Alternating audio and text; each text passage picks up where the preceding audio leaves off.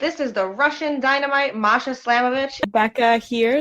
This is not America's Sweetheart, Davian. And It's Billy Starks. And the super fly guy, Trayvon Jordan. This is the fly side flyer, Jalen Brandon.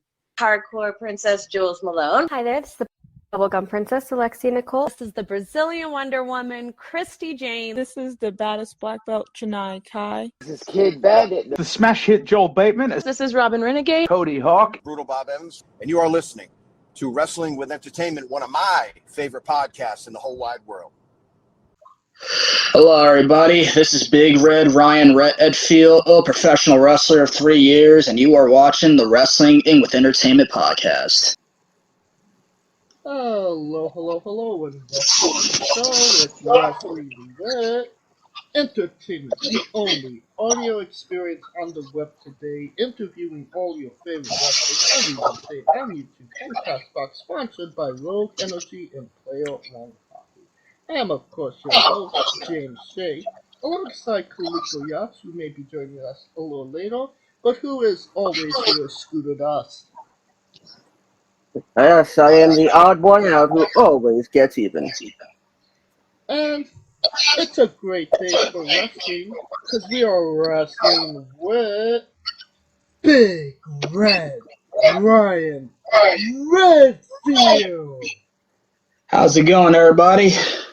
Good, how are you? I'm doing good. I'm doing really good. Can you tell us what you got coming up next? Well, my next thing that I have coming up is on August 15th, 2022. H2O Wrestling will present Like a Hoss, featuring the H2O debut of Speedball Mike Bailey, and I will be on that show in a fatal four-way match against Gigi Everson, Devontes, and one called Manders, and a whole lot more. That's really interesting, and that's a real heavy-hitting four-way, no? Yes. I mean, Devontes alone. I've had some fair share battles with him. Not one-on-one, but still had some pretty intense contact with that dude. Oh, yeah. Well, what kind of fans of him? We've done an interview with him before. We've had him on the show. Nice. And of course, can you tell us where we can find you on social media and your merchandise if you got it? You can follow me all on social media at Ryan Redfield 124, or you can follow me on my Facebook page, Ryan Redfield, and that's actually it. All right. Now you will, and of course those links will be in the description of the video below, both on YouTube and Castbox. So you could just click the link and you will be there. Alright. Yes. You work for H2O and the Sean Henderson promotion. Can you tell us about your relationship with those companies? I've actually been with H2O since 2019 because well, actually, what's funny is that I didn't originally start in H2O, but I started in another company that was in that same building before H2O took over after that company shut down. And a good friend of mine named Austin Luke actually persuaded me to join H2O, and the rest is pretty much history. I got to meet and know Matt Tremont. He saw like the potential I really had every time I was in training, and forever proud of joining and forever proud of listening to my friend for having me join with H2O. And for Sean Henderson's promotions, Sean Henderson was always a great friend of mine ever since I joined up with H2O, and I've had probably some of my very favorite matches I've had at the SHP promotion as well, which are matches like against guys like Desmond Cole, Calvin Tankman, and one of my old teachers named Ryan Radix. Yeah. Sean Henderson, one of the good guys in pro wrestling, no? Yes. Alright. Scooter, you have a question.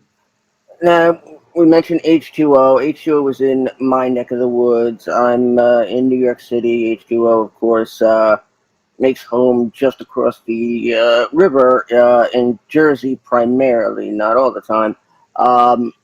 So the promotion you were mentioning before H2O took over, that's not Ace, was it, by chance?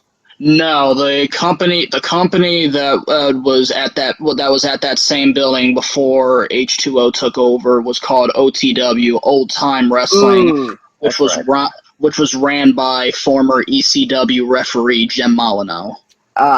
Okay.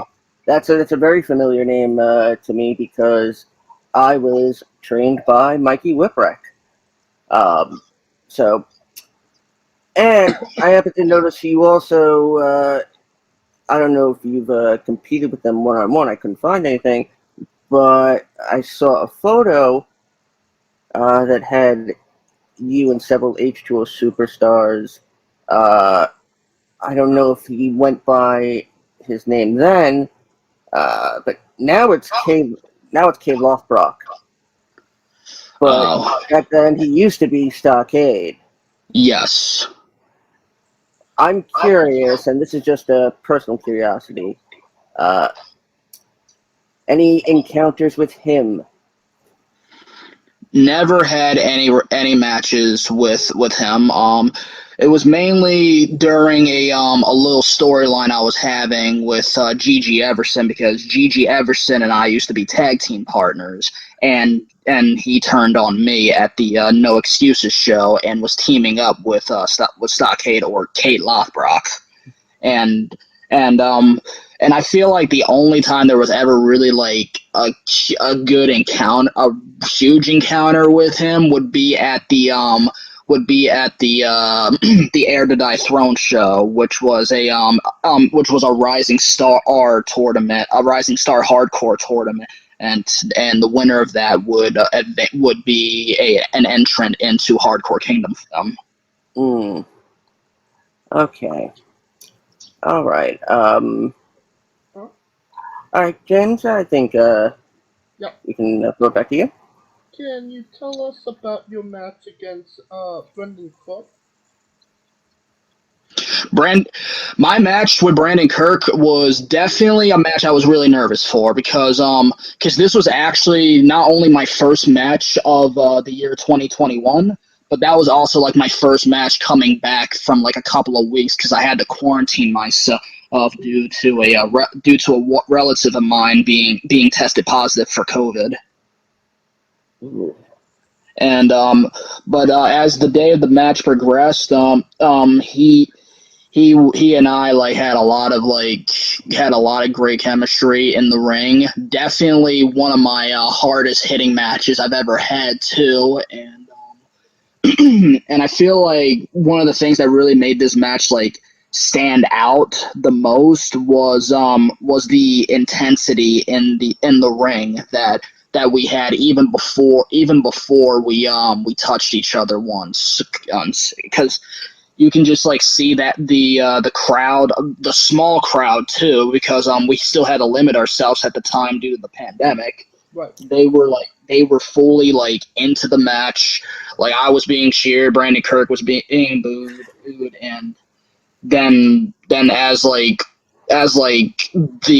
tone was basically set after Brayden Curt like gave me that big slap to the face and letting people know that this is going to be a heavy hitting type match, then the entire match was just clicked, and the crowd was just exploding, and it was amazing. Definitely one of my favorite matches I've ever had so far. No, you said you were that was your first match back from quarantine. Could you attribute maybe a little bit of that intensity to kind of being cooped up and not getting that ring time, to wanting to, perform a little bit more and kind of, show off in that first match back? It was tough. It was definitely tough for me, because I never want to stop like training, and I never want to stop getting ready for for matches and stuff, no matter how big or small they're gonna be. because training for me is definitely something that always has to like come first. Because if you don't train that much in the ring, then what good are you during like shows and stuff as well? Right. Oh, and and it was eating me up alive too, because I had like some big stuff. I had some stuff coming up. Like I had some more stuff going on with Gigi, which actually I'm kind of glad that match didn't happen, because we wouldn't have like our big blow off, which was a last man standing match in the main event of the one of the pay your due shows. And then when I came back from to training for the first time since quarantine, I was like, I was like happy, but at the same time, I had like some work to get back into, because my cardio wasn't there that much like it used to be, and I had to work a lot to get it back. All right. Scooter, you have a question. Yes, let me just bring it up. Don't say what I think you're going to say, James. Now, this may be a delicate subject, And but you don't have to answer if you don't want to. I'm asking this purely because I spent a lot of time with this population and working with them. In pro wrestling, yes, you have to have talent, but there are things that some people would call a hindrance, but I see it the other way, is that it makes them exceptional, and it makes them stand out. Now, please correct me if I am wrong, but you are a individual with Asperger's. That's right. That's right. How has it helped you in your career? How has it possibly hindered you? And has any promoter ever, and I'm again, I apologize for this in advance, has any promoter ever propositioned you with the story exploiting it? I'd say the way Asperger's is, well, it helped me when it comes to being as a wrestler, being a guy with Asperger's. I would say that like having Asperger's didn't necessarily help me with wrestling, but wrestling basically helped me with Asperger's. Because if this was like me, if this was like me, like still like from like back then at least, you would notice I would stutter a lot more than I am right now. Because that's one of like my key things too. Because I stutter a lot, but not as much as I used to, and it helped me grow a lot from that as well. And I wouldn't necessarily say like it promoters have like sort of like hit me up or that much as well, but I have had a lot of like positive reception from fans when I revealed that in that one video that aired during the Misery Business show. And one of the things I was really proud of when I did reveal was this one tweet from this lady who told me that her son is 10 years old and has Asperger's as well, and highly thanked me for showing that dreams are highly possible, and stuff like that. I will remember the most, no matter how long I've been in wrestling. It's 3 years now, and whether it's like 5 years or like 20 years later, I will always remember something like that, because I want to show people that no matter what you have, whether it's Asperger's or anything on the spectrum, nothing is really impossible at all. I really love that sort of reversal on Asperger's didn't really help me with wrestling, but wrestling helped me with Asperger's. That I think is absolutely fascinating because I spent a number of years working in creative arts therapy with the entire spectrum.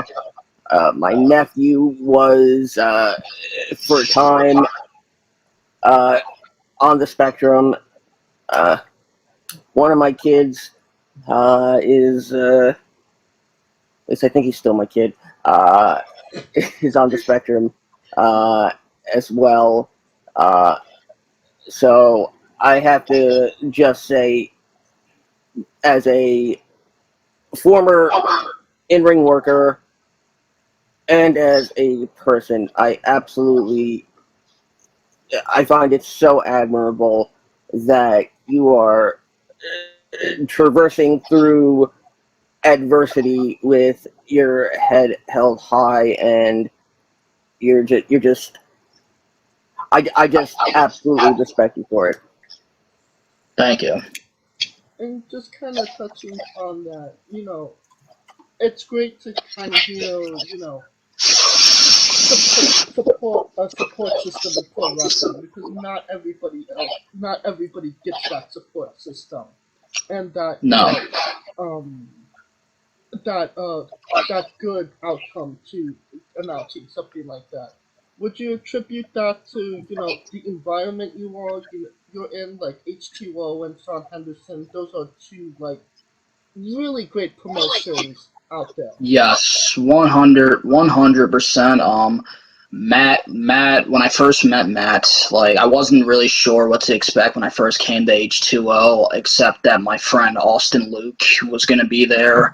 When I first met Matt, he got me in and treated me well and made me feel like I was immediately part of the family. Sean Henderson, always one of the nicest guys around, and even during like some stuff, like some time I was like going through like rough times trying to figure out some stuff for myself in ring wise, Sean really helped with that as well. A lot of guys in H2O helped with that, helped with a lot with me inside of the ring.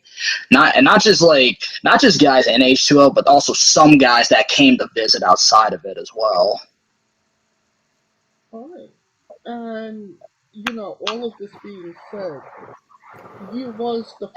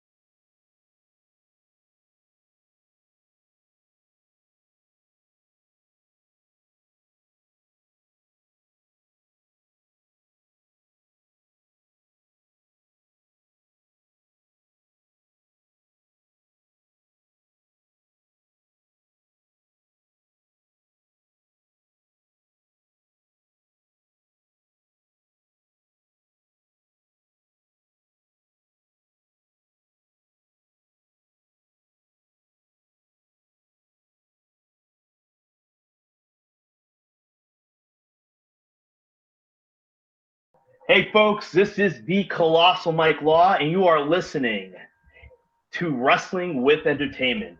Enjoy the show, support these guys. We appreciate it very much. We'll see you at ringside.